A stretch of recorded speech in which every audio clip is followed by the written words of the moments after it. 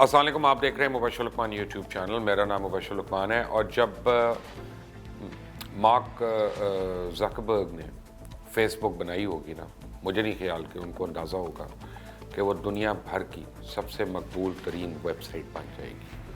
اور اس میں کوئی شک نہیں ہے کہ فیس بک نے پوری دنیا کو اپنی لپیٹ میں لے لیا، چاہے وہ کوئی سیلیبریٹی ہو یا کوئی عام آدمی. فیس بک کے بغیر لوگوں کو اب اپنی پہچان بنانا مشکل نظر آتا ہے. اگرچہ فیس بک کے مقابلے میں لوگوں نے کئی ایپس لانے کی کوشش کی، لیکن ہر کوشش بری طرح ناکام ہوئی. لیکن وقت کے ساتھ ساتھ جہاں جہاں ٹیکنالوجی بدلتی جاتی ہے، وہاں ہماری اس ٹیکنالوجی سے وابستہ توقعات بھی بڑھتی جاتی ہیں. اور جب کوئی ٹیکنالوجی لوگوں کی توقعات پوری کرتی نظر نہیں آتی، تو پھر اس ٹیکنالوجی کے مقابلے میں کوئی اور ٹیکنالوجی کھڑی ہوتی ہے.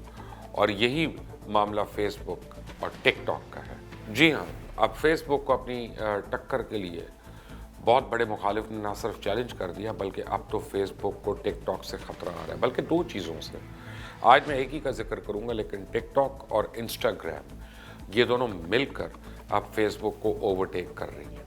فیس بک نے ٹک ٹاک کے خطرے کو پہلے ہی بھانپ لیا تھا. یہی وجہ ہے کہ 2018 میں فیس بک نے ٹک ٹاک کے مقابلے میں اپنی ایک نئی ایپ انٹروڈیوس کرنے کا فیصلہ کیا، اور اس نئی ایپ کو لاسو کا نام دیا. فیس بک نے 2018 میں معروف ویڈیو کے مد مقابل بلکہ ٹک ٹاک میوزک ایپ ٹک ٹاک کی نقل کرتے ہوئے لاسو ایپ ایک متعارف کرائی.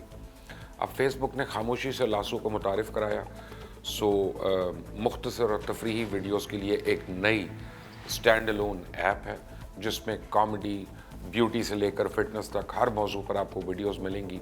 لیکن یہ ایپ ہے کہاں، کوئی نہیں جانتا. ٹک ٹاک نے جس تیزی سے لوگوں کی توجہ حاصل کی، اس کی مثال نہیں ملتی. اور ٹک ٹاک ویسے تو چائنا میں بنائی گئی ایپ ہے، اور یہ 2016 میں چائنا میں لانچ ہوئی، اور 2017 میں اسے دنیا کے آگے متعارف کروایا گیا. اب ٹک ٹاک نے ایک دوسری ایپ میوزیکلی کو $1 بلین میں خرید لیا، اور دیکھتے ہی دیکھتے یہ ایپ دنیا بھر میں مشہور ہو گئی. اور 2018 میں صرف امریکہ میں 80 ملین صارفین نے اسے ڈاؤن لوڈ کیا. 80 ملین سبسکرائبرز. 2018 میں ہی باقی دنیا میں 800 ملین صارفین نے اسے ڈاؤن لوڈ کیا، اور اکتوبر 2018 میں یہ دنیا کی 150 ملکوں اور 75 زبانوں میں دستیاب تھی.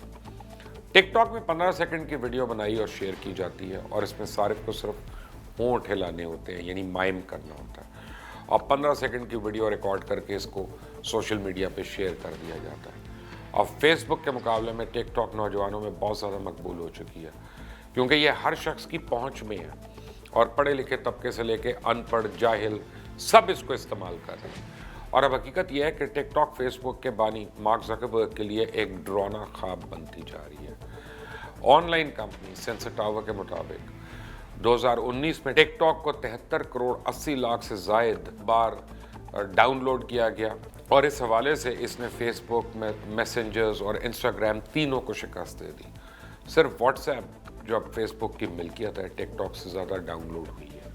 اور رپورٹ کے مطابق اب تک 1 ارب 65 کروڑ سے زائد بار ٹک ٹاک کو ڈاؤن لوڈ کیا جا چکا ہے. فیس بک نے ٹک ٹاک کی بڑھتی مقبولیت سے گھبرا کے ٹک ٹاک کے چند فیچرز کو اپنی ایپ سے کاپی کیا یا ان کو ریڈو کیا، بلکہ ویسی ریلیز نامی ایپ کو گزشتہ سال نومبر میں برازیل کے اندر انٹروڈیوس کیا، جس میں صارفین کو تقریباً 15 سیکنڈ کی ویڈیو کی سہولت فراہم کی گئی تھی، جن کو موسیقی سے سجا کر اسٹوڈیوز کے طور پہ، سٹوریز کے طور پہ شیئر کیا جا سکتا ہے. جبکہ بہت جلد انسٹاگرام ایکسپلورر میں بھی ایک نئی ریلیز سیکشن بھی متعارف کرائے جانے کا امکان ہے. اور انسٹاگرام کی جانب سے برازیل کا انتخاب اس لیے کیا گیا کہ وہاں یہ ایپ بہت زیادہ مقبول ہے، اور ابھی تک وہاں ٹک ٹاک زیادہ استعمال نہیں ہو رہی ہے. برازیلینز چونکہ موسیقی کے بڑے شوقین ہیں، سامبا کے بڑے شائقین ہیں، ممکن آنے والے وقتوں میں ٹک ٹاک ہی برازیل میں سب سے زیادہ استعمال کی جانے والی ایپ بن جائے. اگرچہ فیس بک کے بانی ٹک ٹاک پہ تنقید کرتے تو ضرور نظر آتے ہیں اور کہتے ہیں کہ یہ انہیں پسند نہیں، تاہم جب 2017 میں چائنیز کمپنی بائٹ ڈانس نے $1 ارب کے عوض ایپ میوزیکلی کو خریدا تھا اور پھر اسے ٹک ٹاک میں کنورٹ کر دیا، تو فیس بک نے بھی میوزیکلی ایپ کو خریدنے کی کوشش کی تھی، مگر ان کو کامیابی نہیں ہوئی. یعنی اگر فیس بک یہ ایپ خریدنے میں کامیاب ہو جاتے تو ٹک ٹاک کی جگہ فیس بک کی کوئی اور ایپ اس وقت دنیا میں دھوم مچا رہی ہوتی. फेस बुक के जो मालिक हैं अब हीले बहानों से टिकटॉक के ख़िलाफ़ कोशिश भी करते नज़र आते हैं कि उन्हें फेसबुक का मुस्तकबिल अब ख़तरे में नज़र आता है। मार्क ज़करबर्ग की तरफ से टिकटॉक बनाने वाली चाइनीज़ कंपनी बाइटडांस की स्क्रूटनी का मुतालबा किया जा चुका है और अपनी सर्विसेज की तारीफ़ में कहते नज़र आते हैं कि हमारी सर्विसेज जैसी व्हाट्सएप को मुजाहिरीन और समाजी कारकुनों की जानिब से दुनिया भर में एनक्रिप्शन और प्राइवेसी तहफ़्फ़ुज़ की वजह से इस्तेमाल किया जाता है। जबकि टिकटॉक जो दुनिया में तेज़ी से मकबूल हो रही है, इसके बारे में कहा जा रहा है कि वो मुजाहिरों को सेंसर करती है, यहाँ तक कि अमेरिका में भी। अब फेसबुक लोगों के डेटा के साथ क्या करती है, ये भी मार्क ज़करबर्ग अच्छी तरह जानते हैं। फेसबुक का शुमार डेटा जमा करने के लिहाज से दुनिया के बाअसर तरीन इदारों में होता है और बहुत कम लोग जानते हैं कि हकीकत में इस कंपनी के अंदर होता क्या है और ये काम कैसे करती है। बरतानवी इलेक्शन कंसल्टेंसी फर्म ने करोड़ों फेसबुक सार्फिन के ज़ाती मालूमात हासिल करके उसे दुनिया भर के मुख्तलिफ ममालिक में इलेक्शंस पर असरअंदाज होने के लिए इस्तेमाल किया और इस रिपोर्ट के सामने आने पर मार्क ज़करबर्ग ने माफ़ी भी मांगी थी। मैं पहले ही आपको बता चुका हूँ कि जब आप इंटरनेट इस्तेमाल करते हैं तो फिर आपकी प्राइवेसी फिर प्राइवेट नहीं रहती है। और रही बात टिकटॉक और फेसबुक की, तो यहाँ हम खुद अपनी तमाम तर प्राइवेसी और मालूमात खुद फराहम करते हैं। टिकटॉक के साथ साथ फेसबुक के अख्तलाफात या ख़तरात भी किसी अखलाकियात या इंसानी हकूक़ की पासदारी पर मबनी नहीं, बल्कि ये सरमायादारों की जंग है और इस जंग में वही कामयाब होगा जिसके कस्टमर या फिर यूज़र सबसे ज़्यादा होंगे।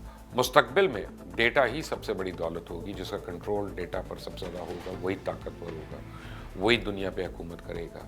और डेटा के हसूल की जंग शुरू हो चुकी है। क्यों? मैं आपको एक्सप्लेन करता हूँ। Data is information. जब सीनियर बुश ने कहा था ना कि this is a global village और न्यू वर्ल्ड ऑर्डर उन्होंने इंट्रोड्यूस कराया था, तो जो न्यू वर्ल्ड ऑर्डर है उसमें 3 चीज़ों का शुमार होता है। नंबर 1 इंफॉर्मेशन, जो डेटा से आती है कि जिसने दुनिया पे हुकूमत करनी है उसको हर तरह की इंफॉर्मेशन और डेटा उसके पास होना चाहिए। नंबर 2 पे इकॉनमी, कि दुनिया की जितनी भी इकॉनमी है उसका डेटा उसके पास हो, वो टैक्स पेयर हों, वो स्मगलर्स ना हों, वो मनी लॉन्ड्रर्स ना हों और हिडन वेल्थ जो है वो ना हो, यानी ओपन हो वेल्थ जो है।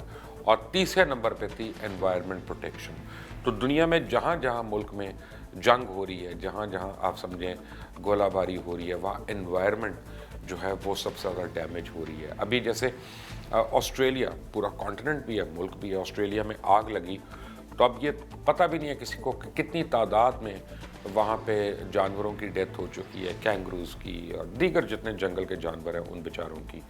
लेकिन जो बहुत ज़्यादा वहाँ पे नुकसान हुआ वो एनवायरनमेंट का लॉस हो रहा है और अब बहुत से सैकड़ों के करीब दरख्त और स्पीशी और जड़ी बूटियाँ जो हैं अब वो कायनात में नहीं रही इस आग के बाद, क्योंकि वो सिर्फ ऑस्ट्रेलिया में थी। बहुत से जानवर उनके मतलब कहा जा रहा है कि अब उनकी नस्ल दोबारा इधर नहीं हो सकती। So environment protection, economic information and data, यानी जनरल इंफॉर्मेशन, ये न्यू वर्ल्ड ऑर्डर है और इसी में हम रह रहे हैं। एक बात मैंने मार्क ज़करबर्ग को ज़रूर कहनी है और वो ये है कि टिकटॉक बुरा नहीं है।